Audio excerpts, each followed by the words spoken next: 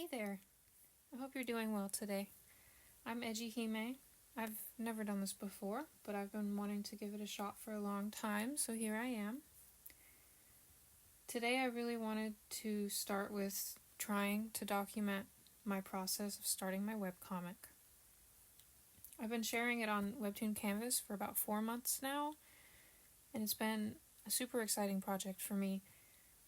I won't lie, it's a whole lot of work, and it's been a challenge ever since the beginning of me just conceptualizing the idea, but that's part of the reason I'd like to share more of my process with others, especially because I struggle a lot with perfectionism, and unfortunately that's something that's really prevented me from ever trying to pursue a lot of my goals in life, and making a comic is one of those big ones that I've been holding off on for so many years.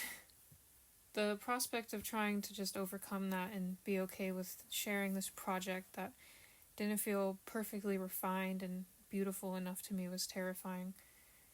I was so afraid of what people would think of me, and I often still am, but it's kind of silly. I think a lot of people can struggle with this though when they're sharing something that feels so personal to them. I'm feeling a little bit more confident now since there's several who have been keeping up with my comic and have been very kind and supportive, and that's really just given me so much more fuel to keep going.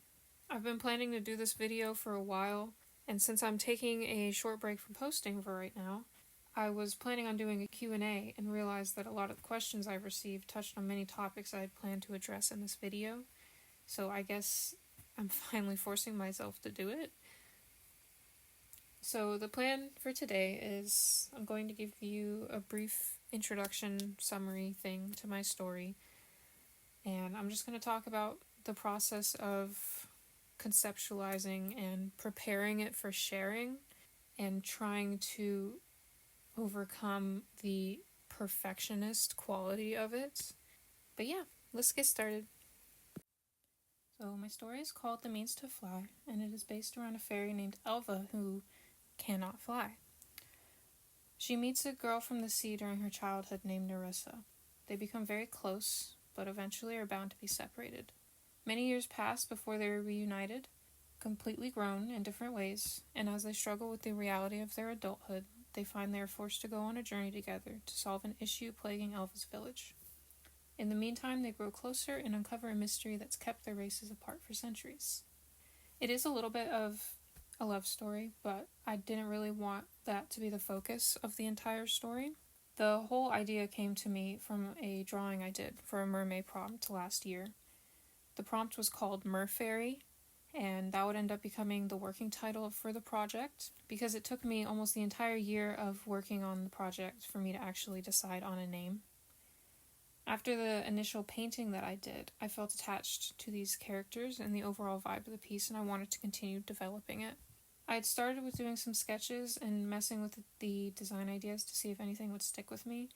I'd always wanted to make some sort of comic, but the stories I wanted to write were always so large and elaborate that I never really felt ready to start. Just the sheer load of what I wanted to accomplish was paralyzing to me, basically. This one was different though, it felt more doable. I bounced the ideas for these characters around a bit with my friend, and eventually I had something loose that I felt like I can move forward with. I said I'd give myself a year to write and prepare this comic and finally try to launch something for the first time. I really needed the deadline because I've told myself something similar so many times, but I've never really committed to it. I'm glad I did this though, but it is tough managing, trying to have a job and deal with social media and also try to create a comic. All I could do really was take it one step at a time. I'd started with some loose sketches in my spare time. I played around with different style ideas, practiced drawing scenes, and eventually I did get to a place where I finally had some real momentum, but it did take me a long time, probably most of the year, to really get to that point. The beginning of the process for me was mostly writing and finding inspiration for the actual storyline. I already had some kind of idea for the characters in my head from this original painting. I just had to build a world and story around them.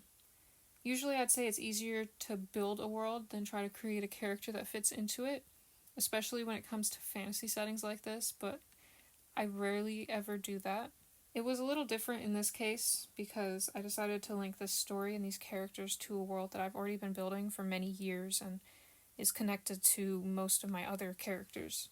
It's just a slightly different time period and different region, but with that, I already have a loose idea of what kind of magic and technology and culture exists, so that was something I didn't really have to worry about too much. More important to me was deciding on the character arcs and the plot to fit alongside with it.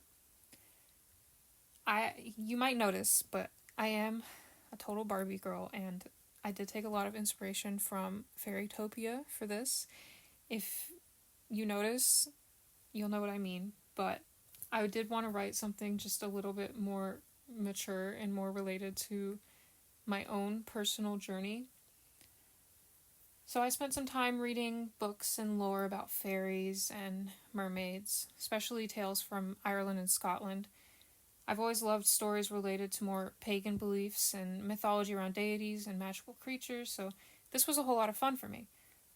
I could have spent a much longer time working out details for the storyline and the world, but I knew I would have plenty of time to do that while I was actually drawing out the chapters, since webcomic chapters like this are typically shorter and take much more time to put out than maybe a normal book chapter, which is something I'm a lot more accustomed to writing.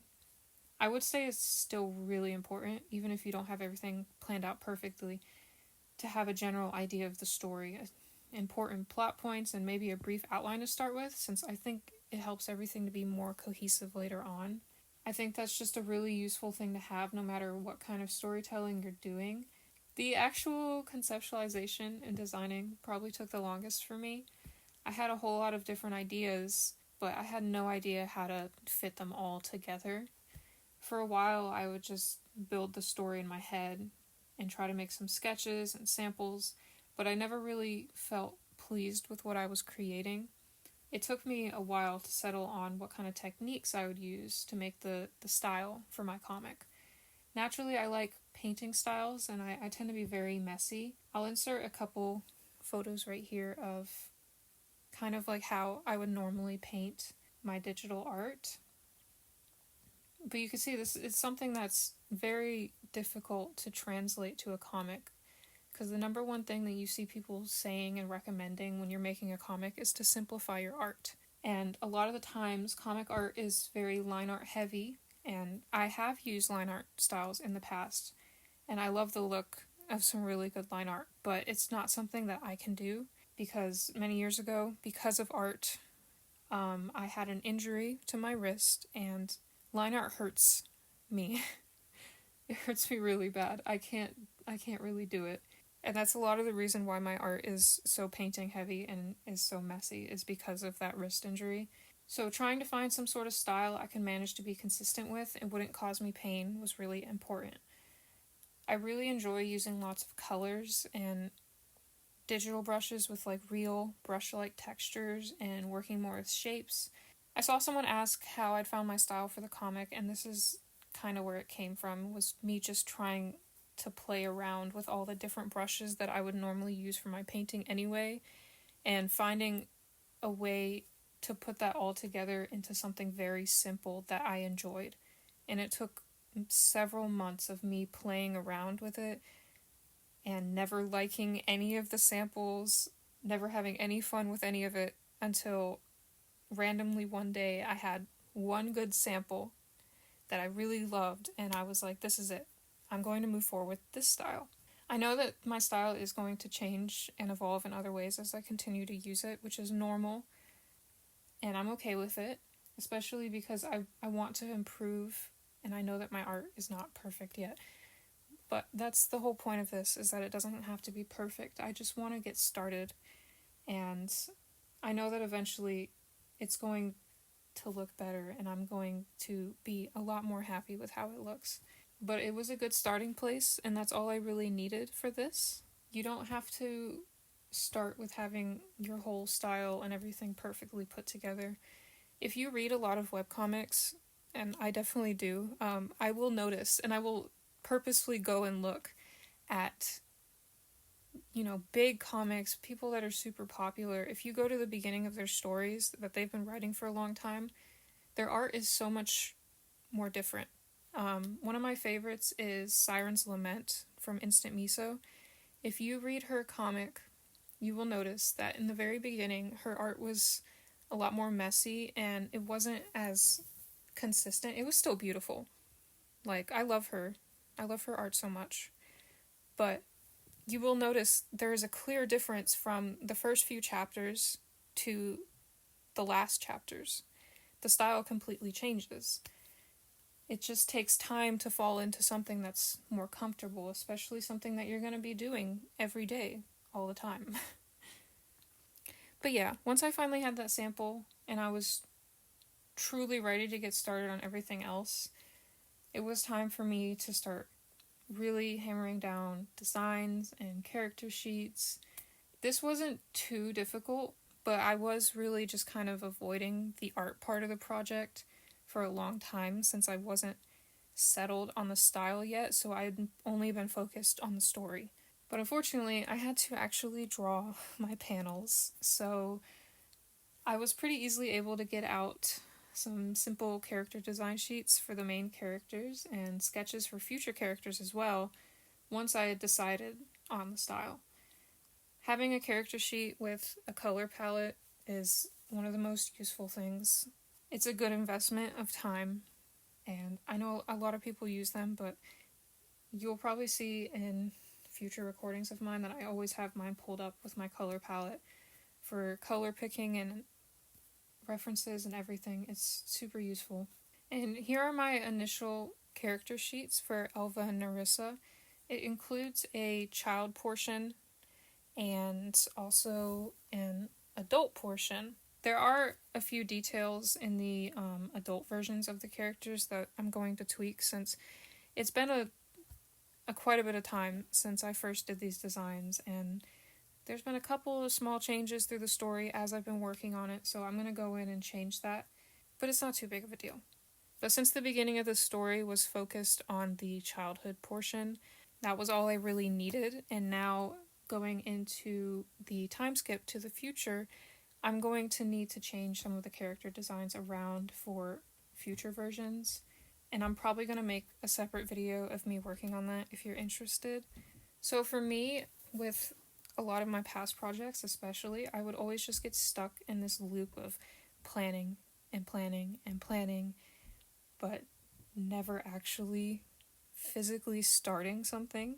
I could have just spent forever planning and procrastinating and never doing it, because that's what I've always done in the past, and that is something that I was really trying to avoid this time around. There's always going to be more small details to work out, and I was never going to feel ready because I was never going to feel like my art was good enough to achieve what I wanted, and part of me was just scared of what it would actually mean for me to just start doing it. But the time is going to pass anyway, so you might as well just start now. It could take years to be great at something, but if you never start, those years will pass by anyway, and you will have never spent that time on that skill. So it was about late January of this year, I finally actually started with just one small panel, and with that, I ended up making another one, and eventually I had 2 chapters. And in the process of just physically doing those chapters, I learned a lot, and I was able to better manage my time for future chapters. It did take months of work to complete,